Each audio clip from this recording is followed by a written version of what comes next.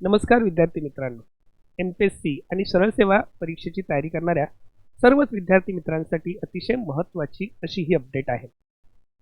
MPSC मार्फत घेतल्या जाणाऱ्या वेगवेगळ्या ज्या परीक्षा आहेत, या परीक्षांच्या बाबतीत काही परीक्षांचे निकाल उशिरा लागत आहेत, काही परीक्षांच्या ज्या मुलाखती आहेत त्या मुलाखती अजूनही पेंडिंग आहेत आणि त्यामुळे आपल्याला प्रश्न पडतो की MPSCचं नक्की चाललंय तरी काय. त्यात आपल्या सर्व विद्यार्थ्यांना अपेक्षा आहे की MPSC लवकरच सरळ सेवेमार्फत भरली जाणारी जी सर्व पदं आहेत यासाठी परीक्षा यंत्रणा तयार करेल. या संदर्भातच आजची ही अपडेट आहे. आजच्या लोकसत्ता वर्तमानपत्रातल्या बातमीवरून आपल्याला हे स्पष्ट होत आहे की लोकसेवा आयोग म्हणजेच आपला महाराष्ट्र लोकसेवा आयोग हा सध्या या पद्धतीबद्दल अतिशय सतर्क झालेला आहे आणि त्यामध्ये आमूलाग्र बदल त्याला करावयाचे आहेत हे आपल्या लक्षात येतात. यामध्ये सगळ्यात महत्त्वाची जी विद्यार्थ्यांची अपेक्षा आहे की आत्ता ज्या TCS, IBPS मार्फत घेतल्या जाणाऱ्या ज्या परीक्षा आहेत या सर्व परीक्षा MPSC मार्फत घेण्यात याव्यात आणि त्याच अनुषंगाने आयोगाने त्या संदर्भात कार्यवाही सुरू केलेली आहे.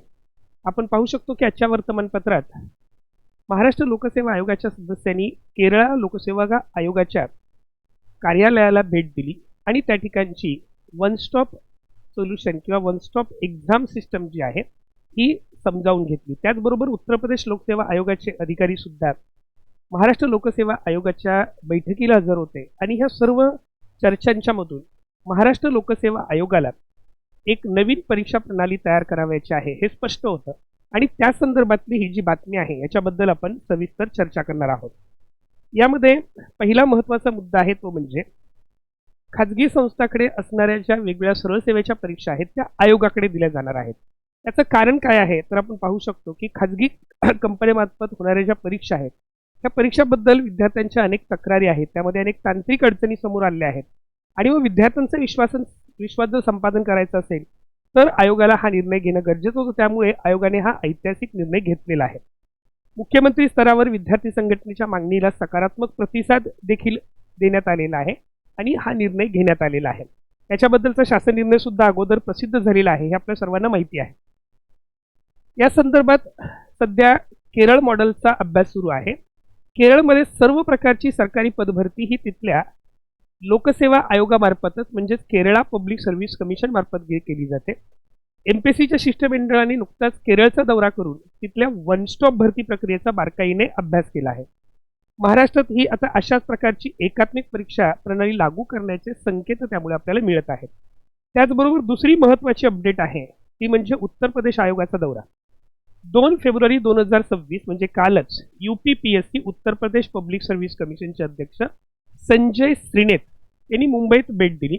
दोन्ही आयोगांनी त्यांच्या आधुनिक तंत्रज्ञानाचा उपक्रम, गोपनीय कार्यपद्धती आणि प्रशासकीय सुधारणाबाबत सविस्तर चर्चा केली. यामुळेच MPSC आपली सुरक्षा प्रणाली अधिक मजबूत करण्यास मदत होणार आहे. MPSCला जी आपली सुरक्षा प्रणाली आहे ही अधिक मजबूत करण्यास उत्तर प्रदेश लोकसेवा आयोगाची देखील मदत होणार आहे हे स्पष्ट होतं आणि यामुळे ज्या सरळ सेवेच्या परीक्षा आहेत त्या सरळ सेवेच्या ज्या सर्व परीक्षा आहेत ही आता MPSCकडे जाणार आहेत. लोकसेवा आयोगाने याबद्दल जो काही अभ्यास सुरू केला आहे त्यामुळे आपल्याला हे स्पष्टपणे जाणवतं की सरळ सेवा भरती प्रक्रिया जी आहे ही आता MPSCकडे जाईल आणि अशी बातमी आत्ताच्या लोकसत्ता वृत्तपत्रामध्ये आपल्याला दिसते. याच्यामध्ये गट ब अराजपत्रित पदं यातील सर्व महत्त्वाची पदं आता आयोगाच्या कक्षेत येणार असून एकच संयुक्त परीक्षा होण्याची शक्यता आहे. गट क जी पदं आहेत कनिष्ठ श्रेणीतील पदांसाठी देखील आता आयोगाची शिस्तबद्ध परीक्षा प्रणाली लागू केली जाईल. फक्त यामध्ये आयोगाने जी चालक पदाची जी भरती आहे तेवढी फक्त आयोगाने आपल्या स्वतःकडे घेतलेली नाही. बाकी सर्व पदं गट ब आणि गट क ची जी पदं आहेत ही आयोगामार्फत भरली जाणार आहेत. डमी उमेदवार आणि गुणामधील फेरफार रोखण्यासाठी हायटेक सुरक्षा उपाय राबवले जातील. यासाठी आयोगाचं त्याबद्दलचं मंथन खूप मोठ्या प्रमाणात चालू आहे. त्यामुळे साधारणपणे लोकसत्ता वर्तमानपत्रामध्ये दिलेलं हे जे वेळापत्रक आहे ते आपण विचारात घेऊ शकतो. सध्याची स्थिती आपण जर पाहिली तर 31 डिसेंबर 2025 पर्यंत TCS IB ज्या परीक्षा होत्या ती प्रक्रिया पूर्ण होत आहे. ऑक्टोबर डिसेंबर 2025च्या दरम्यान आयोगाने ही जी नवीन प्रणाली आहे त्याचा अभ्यास केलेला आहे.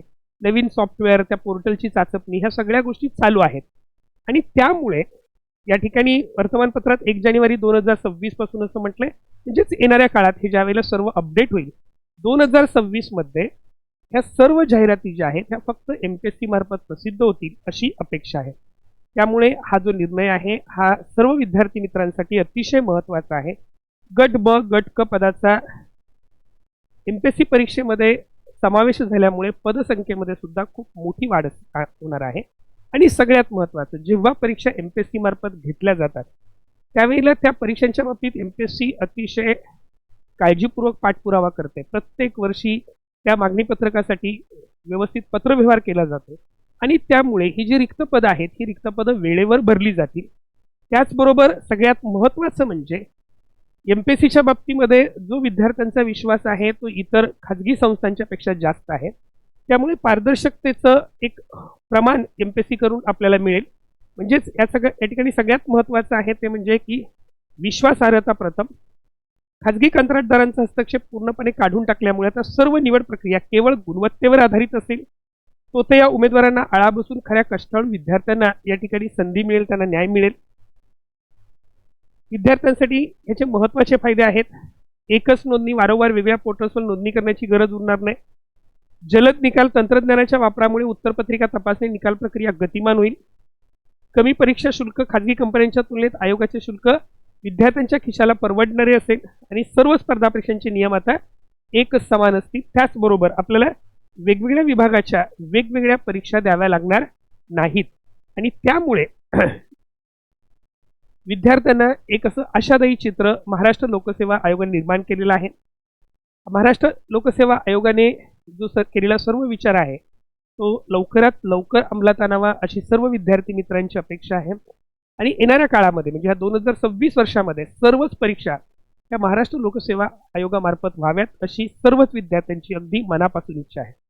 आणि आयोगाच्या आतापर्यंतच्या सर्व कार्यपद्धतीवरून आपल्या हे लक्षात येतं की ह्या परीक्षा नक्कीच MPSCकडे जातील. ज्या सर्व सरळ सेवेच्या परीक्षा आहेत गट ब गट क च्या ह्या MPSCकडे जातील आणि त्यामुळे विद्यार्थ्यांना खूप मोठा दिलासा मिळणार आहे. आता फक्त आपल्याला ह्या ज्या परीक्षा होत आहेत या परीक्षांचं योग्य नियोजन, अभ्यासांचं योग्य नियोजन करणं गरजेचं आहे. त्यामुळे या संपूर्ण व्यवस्थेमध्ये साहजिकच सर्व विद्यार्थी मित्रांना नक्कीच फायदा होणार आहे.